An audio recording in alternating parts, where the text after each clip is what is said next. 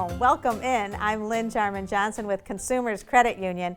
From finance to fitness and fraud, we have it all. And guess what? We have our fraud specialist, Christy DeSimone, and she is with us every single month. I'll tell you what, Christy, you have got the best information, most recent, most up to date.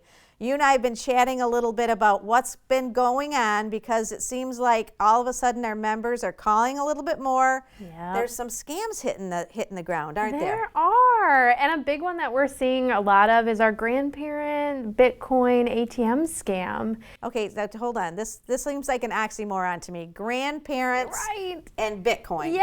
I mean, Bitcoin is all the rage now, and we're starting to see it become a fraudster's paradise where they call in and they're like, hey, grandparent, do you know if your child's okay, or we need you to take your money out of consumers because somebody's trying to steal your money, and it'll be safer if you put it in a Bitcoin ATM.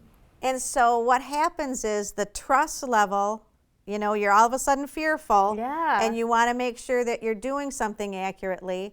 To be honest with you, I know what Bitcoin is. I wouldn't even know where what does that even mean, a Bitcoin ATM? I know, and I wouldn't have either until I was at the mall the other day in Grand Rapids, and I saw one sitting in one of the lobbies. And it is an ATM that you can deposit funds into someone's Bitcoin wallet. And it's untraceable. Once it goes in there, we're not really sure where it goes, but they are everywhere, and now they're in gas stations. Christy, we mentioned the fact that Bitcoin ATMs, they're in malls now, you just said. And the thing that I don't understand is, I don't understand Bitcoin, right? Number one. Well, why all of a sudden is this becoming so popular, and why is it dangerous? Yeah, so it's not backed by anything, and we can't trace it. So once it enters that Bitcoin ATM, it is untraceable and hard to, if ever, recover. And the scammers know that, and it's an easy way for them to get funds and then just disappear from authorities who may be looking for it once a police report is filed. And, trust in your financial institutions. Ask them about insurance coverage of your money. It's your money. And if all of a sudden there's no backing, your money can say bye-bye, money. Right, and you're not alone either, because we have talked to a clerk at a gas station where there was one, and they mentioned they see elderly people coming in all the time throughout the day depositing money into it. So you're definitely not alone. There's a lot of these scams happening, and the sooner we know, the more likely we are to step in and help. We'll have to delve into Bitcoin a little bit more one of these days. It's a playground for fraudsters at this point. And so really what we have to do is, again, remind everybody that when phone calls comes in or texts come in or a weird email comes in and they say certain things like, I need something from you. Yeah, pause and actually go into consumers or call consumers on a number you've reached us before. They can spoof our number and then you think it's consumers and it's not. And so we want to make sure you take that moment to pause. So, and that's really interesting because I think last month there was so many calls with a email that had gone out and a text, and it had our accurate number. Yeah. So how is someone supposed to, if they call in, are they getting to the right number, or what they're hoping is what happens? Is that when you call, you aren't paying attention to the number, or they've spoofed it, and so it appears to be our number, but it's not really our number. And you wouldn't know because on your caller ID it shows up like it's ours. But here's what is very important. If all of a sudden somebody from consumers contacts you, what are the things we will not do? To make sure that people keep their account safe. Yeah, we're not going to ask for any of your information. So we're not asking for social security numbers. We're not asking for debit card numbers. We are not after that information. We will make sure that we talk to you about your accounts. And if we're calling you, we've already verified you because we're using numbers that we have in our system. Boy, I'll tell you, it's really spooky, isn't it? It is. It's a little scary. And I know that your passion, Christy, on this is to make sure that we keep our members safe. But just now, you were just talking about an instance that happened where a phone call came in, and it just breaks your heart what people are able to do now. Right, and people alter images, they spoof numbers, they alter websites, all different ways that they can fool you into thinking that you're talking to someone that you're really not talking to. And so for us, the scary part is then we're willing to give out that information. And if someone calls you and has to coach you through a transaction when you're walking into a consumer's credit union, that's a moment where you pause and say, should I be coached on what to say to my own financial institution. So they're trying to say to you, hey, they're going to try to tell you this, Yeah. but I'm the real deal. Exactly, yeah. Right. And they either tell you that someone in consumers is in on it, so you can't trust them. So you tell them that you're withdrawing funds for home improvements, when in reality you're doing it to put it in a Bitcoin ATM. Wow. Yeah. Wow. What is it? Is it about seniors? Because it isn't like, I can call myself a senior.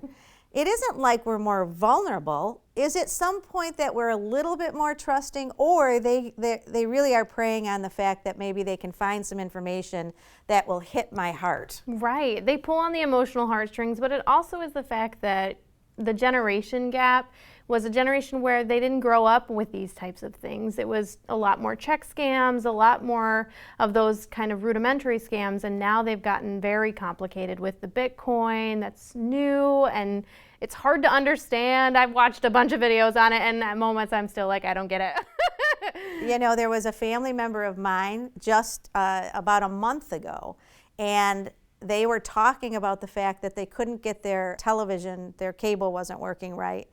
And that next day, an individual called and was from the cable company.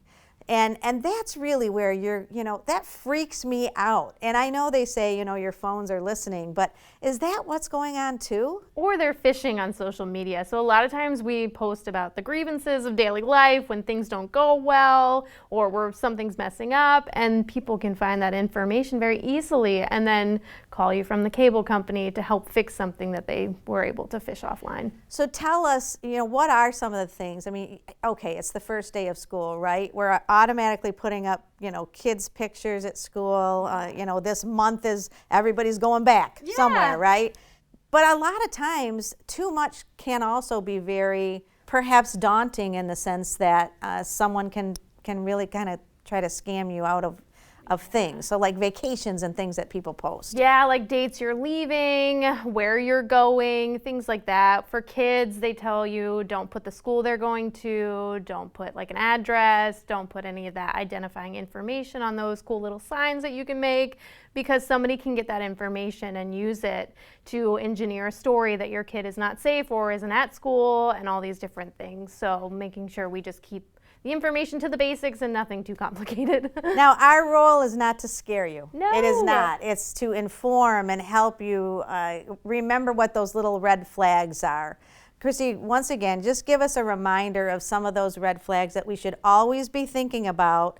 And believe you me, don't be embarrassed. I almost went down the road where I thought an FBI agent was calling me, and I was ready. I was ready to do whatever to help. Yes. So anytime someone asks for personal information or to confirm information, so I have the last 4 of your social, can you just fill in the rest? Or anytime someone is like, hey, take your funds out, send them back via gift cards, Apple Pay, Bitcoin ATMs, all of that stuff. Anytime that stuff comes out, that is the red flag to pause and think about what's going on.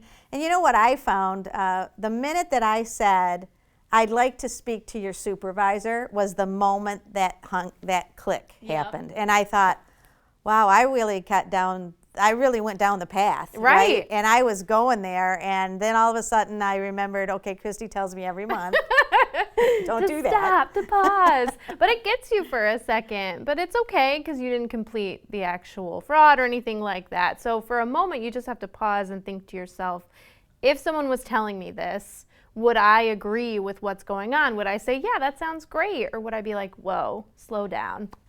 Let's pretend that I didn't stop. Yeah. And went down through the whole, rabbit hole. Yeah. And I gave them information that I realized, I probably shouldn't have given. Chrissy, what do I do? Call us, stop in, talk to us, let us know so that we can protect your accounts. We can restrict them, open new ones. We can do all these great things, but we have to know. And so communicating with us is the easiest way to do that. And I do love the fact that you say don't be embarrassed. Yes, all of us have fallen for it. I have, everyone has. It's not a matter of if now, it's a matter of when. And when it happens, you have to talk to us and let us know. Great. Well, thank you for talking to us. Next month, we're going to talk to you about some social media scams that are happening. And I'll tell you what, you might be really excited because somebody wants you to be a model. Think again. I'm Lynn Jarman Johnson. Thank you, Jake Esselink, for your production skills. Christy, thank you so much. Thank you for having me. I love it. Everybody have a fabulous week.